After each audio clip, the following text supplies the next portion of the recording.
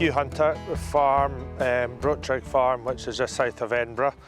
We're about 1,200 acres, mostly mixed farm, fattening lambs and fat cattle, with about 350 acres of cereals, a couple hundred acres of different fodder crops. We're in Acres schemes, so we have quite a bit of used cover crops. We're mainly a sandy loam with some quite high clay content, and at the bottom of the farm we have sand and gravel, which is, after this year, has been quite drought prone.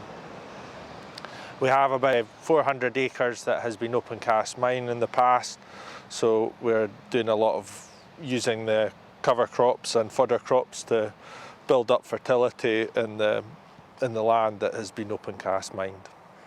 I used to farm with my uncle. He bought a farm in East Lothian 20 odd years ago, and just with reduced staff we decided to try doing min-till. He's actually been at it for the longest and is able to direct drill now. It's just building up the soil structure and through reduced tillage, and the final goal is to be direct drilling. We still bring out the plough to rotational plough for grass weeds, and incorporating a lot of dung. So we're not hell bent on one system. We will use different tools to establish crops. We can use a horse FG tined cultivator, and a lot of the time we'll use a sumo trio with tines and discs. We changed to this drill 7-8 years ago. We used to pull it with a Challenger rubber track caterpillar. As our soils get better, we can reduce the horsepower, and we're now down to a 240 horsepower tractor, and able to handle the drill reasonably well in most conditions. The drill itself, as I said, fertiliser, so which I think is quite important, especially for spring crops, and we will put a wee bit of fert down if we're sowing fodder crops at times as well. It's 6 metres, and the Burgle tine is the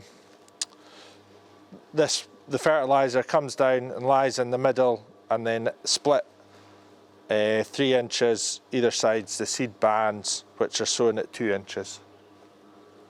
The spacing's 25 centimetres between so it's leaving the seed in bands.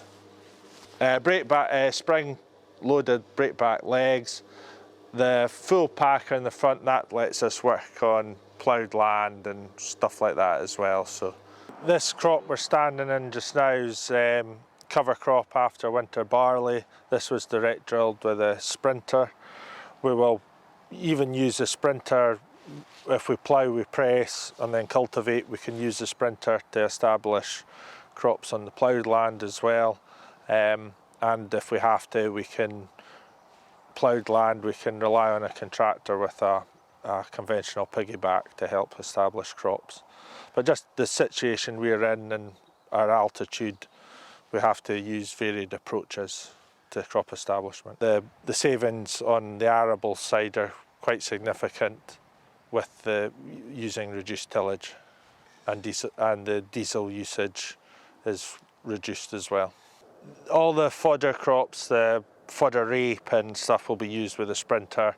The fodder beet is specialised, and we get a contractor in. Yeah, I think I might try and drill a field of grazing beet next year and try and use a sprinter. If we can, we would spray off with glyphosate and give it a good 3 to 4 weeks to really die off, and then the sprinter can drill into the dead turf. Any quicker, it's too green. It is a long-term approach, and you have to have your soils in good health. And from going from plough to power harrow, it starts off with deeper non-aversion tillage, and as time goes on and you build up your soil organic matter, or get your soils into, if you can, get dung chop the straw, compost, then you can gradually reduce the cultivations to at one stage you will be able to direct drill. I mean, I've seen it on my uncle's farm, I've seen it in fields that we can do it here, but you can't just drop the plough and power harrow and go direct drilling the next day unless your soil is in fantastic heart.